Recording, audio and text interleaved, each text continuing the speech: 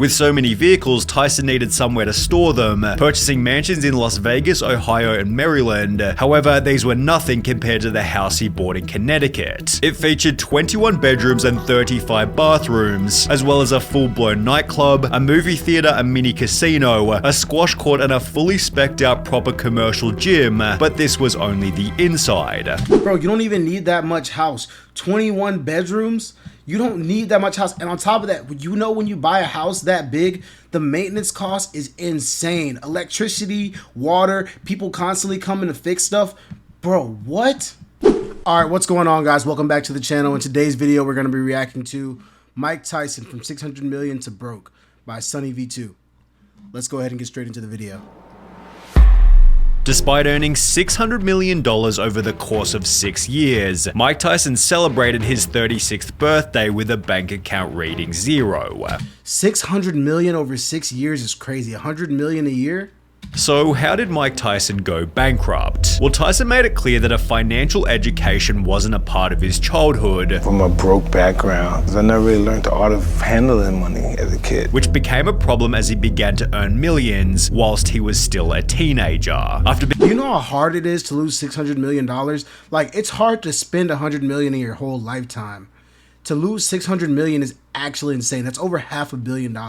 Becoming champion at the age of only 20, Mike Tyson began to average $7.5 million per fight, and this didn't even include his other sources of income. He was paid over $50 million in casino deals, $3.5 million for a WrestleMania guest appearance, while Mike Tyson's Punch-Out sold 2 million copies during its very first year. By 1990, Mike Tyson was credited as the highest paid athlete in the world, with an estimated $28.6 million in income this year, although all of this changed when he was sent to prison only 2 years later. Between 1992 and his release in 1995, Mike Tyson was unable to earn a single dollar, although as summarized by this CBS article, he wasn't exactly struggling when he finally walked free. Dang, I forgot he went to prison. Y'all let me know in the comments what he went to prison for. I completely forgot. Indiana prisoners are given $75 in spending money to ease their transition back into society. Tyson needed no such help. The former heavyweight champion had 2 checks, each made out to him for $10 million. In the next few weeks, Tyson would get another $12 million for the rights to future fights and television. A few months later, he earned the most money ever given to a boxer, $25 million, to fight a stiff named Peter McNeely. Over the next 2 years, Tyson earned a further $140 million from 5 different fights, making him feel invincible. Money is a false sense of security. False sense of security. Nothing about it could be a You feel real... invincible with money. Okay. You feel like you can't even die. Which, when combined with the bitterness from his time spent in prison, caused Tyson to begin spending everything. I know about that money feeling. I've had large sums of money in my lifetime, and I know that feeling. You feel like you're on top of the world when your bank account is full, for sure. For me being poor, never having anything, for me being bitter, angry for being in prison, it stems from a lot of things. Firstly, there were the cars. According to CBS, Tyson reportedly bought 110 cars either for himself or as gifts. 110 cars? One of which being a $320,000 Bentley Azure, the most expensive production car in the world. Tyson bought it and ordered 4 more. In the space of a few minutes, he had spent more than $1.5 million. Okay, I guess that's how you blow $600 million, bro.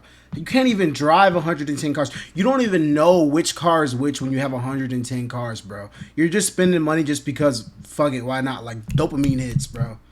Or you're flexing. While in a different instance, Tyson showed up at a car dealership just outside New York to buy another car. He bought a Ferrari for $300,000, declining a test drive because he already had one just like it. On a different day, Tyson was pulled over whilst driving his Rolls Royce without a license, but was able to get out of trouble by giving the car to the cop. You know, sir, why don't you just take the car? You know, you deserve it because you've been doing a lot. Because I didn't want to get arrested. I didn't have a license or anything. And I didn't want my wife to get in trouble. I said, why don't you just take it? You know, it wasn't that. It was around 230 at the time, and they took it. Bro wanted to get out of getting arrested, so he gave away a Rolls Royce. Bro, he gave away a car to the cop. Bro, what level of baller? This didn't end well for the officer. He got fired. He did? Yeah.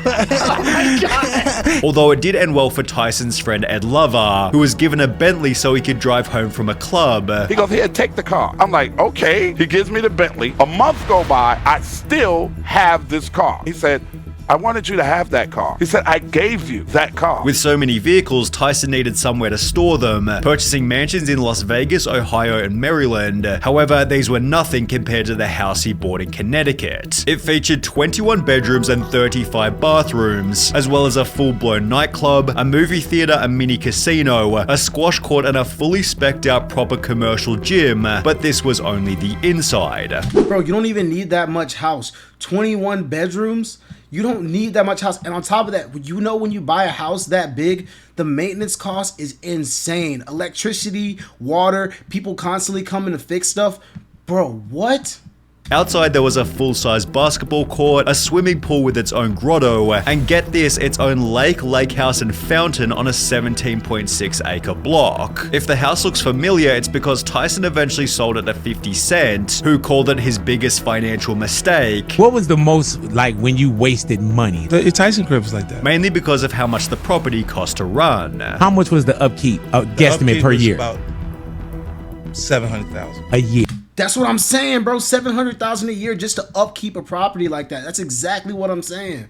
Tyson expanded on this in a different interview, It's gonna cost me $25,000 just to mow the lawn. Right. which when combined with his other houses meant gardening bills alone mounted to $100,000, although the gardener was still a minor expense compared to the things Tyson bought for these houses. As a gift for his first wife, Robin Givens, Mike spent $2.2 million on a solid gold bathtub, which was followed by their divorce less than a year later, which cost Mike a further $10 million in legal fees and compensation. Tyson had also dropped $410,000 on a birthday party and $140,000 on 2 white Bengal tigers, which needed their own specialty enclosure, $200,000 a year worth of food, and their own animal trainer, which Mike hired at a cost of $125,000 a year.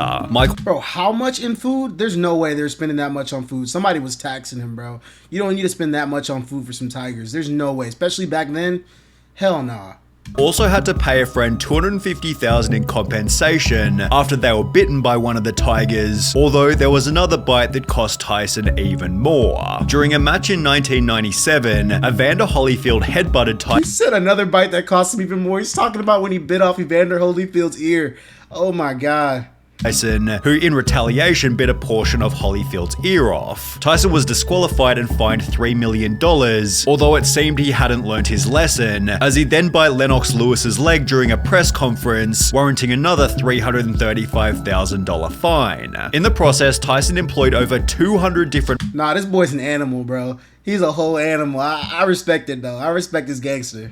people, including chefs, chauffeurs, and bodyguards, the most pointless of which being a guy nicknamed Crocodile, whose sole function was to dress in fatigues and repeatedly shout guerrilla warfare at Tyson's news conferences, for which he was paid $300,000 in 1996. In another crazy instance, Tyson walked into a club and offered to pay for everybody's drinks all night. Mike calls me over again. Ed, come here. I go, what's up, Mike? Tell the DJ I got the bar until the club closed. I said, what are you talking about? I'm buying the bar out. Everybody can have whatever they want. However, there was one final expense that was higher than any other. See, are you doing this to flex on people, or are you doing this so people like you? Like, what do y'all think his reasoning is? Y'all let me know in the comments below. Regret anything? Yeah, and I didn't pay taxes really. That'll get you, yeah. It was revealed in 2003 that Tyson owed $13.4 million to the IRS, $117,000 to 5 different states, as well as $4 million to British tax authorities, and things only got worse from here. Turns out most of Mike's luxury purchases were being made on credit, and as a result, he also owed $27 million to various different businesses, including $600,000 to a legal company, $500,000 to his finance manager, and $800,000 to a former trainer, all of which were stacked on top of a second divorce. Tyson owes money to at least 246 creditors, including the Internal Revenue Service, the Screen Actors Guild, and dozens of doctors, lawyers, and accountants. Tyson Do y'all think that he was getting prenups for these divorces, or do you think that they're walking away with half every time? owes his ex-wife Monica Turner almost $9 million from their divorce, and he hasn't paid $19.4 million in taxes to the IRS, Great Britain, and 5 states, which was an extra large problem as Tyson was down to his last $1,250 in cash. Tyson, 38, said all of his houses have been sold or seized, and he owns only one car, albeit a white Hummer SUV, newly purchased and apparently not yet paid for. According to bank records Tyson's attorney submitted to the US bankruptcy court, Tyson earned $38 during January. His living expenses during that month were more than $407,000. Going to $1,200 from $600 million, bro, that is depressing, man. Mike Tyson was completely and utterly screwed. However, he devised a plan to get himself out of trouble. Tyson's reorganization plan is ambitious. He hopes to earn at least $19.5 million from boxing over the next 3 years to help satisfy his creditors, although this isn't what would happen. In fact, he'd lose both of his next 2 professional fights before retiring from boxing and filing for bankruptcy. At the time, he'd state, "My whole life has been a waste. I've been a failure. I just want to escape. I'm really embarrassed with myself and my life. I want to be a missionary. I think I could do that while keeping my dignity without letting people know they chased me out of the country. I want to get this part of my life over as soon as possible. In this country, nothing good is going to come of me. I'm so stigmatized there is no way I can elevate myself. I'll never be happy. I believe I'll die alone. I would want it that way. I've been a loner all my life with my secrets and my pain. I'm really lost, but I'm trying to find myself. I'm a really sad, pathetic case." With nothing else to do, Mike spent his days caring for 350 unique pigeons, a collection which prior to bankruptcy, he'd paid $400,000 for. He'd later liken his spending habits to a drug addiction. It's like the drugs. You might as well say you have it all, but it's still that empty hole that you're trying to fulfill.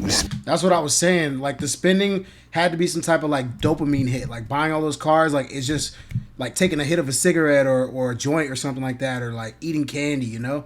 Spend as much you can to try to get that satisfaction, fulfill that hole. It just is bottomless. However, Tyson's life wasn't finished yet. Losing everything had taught Tyson a valuable lesson. I know the power of humbleness now. How did you learn that? I have to lose everything. With humility acting as a baseline for him to rebuild his life. Tyson took the lessons he'd learnt and transformed them into a book, whilst his life story was also the perfect premise for his own documentary. On top of this, Mike landed a cameo role in both The Hangover 1 and 2, for which he was paid $300,000. Through these various media appearances, Mike was able to rebuy himself a pretty awesome house in Vegas, although he refused to let money dictate his happiness. Is there anybody that thinks a lot of money is going to make them happy?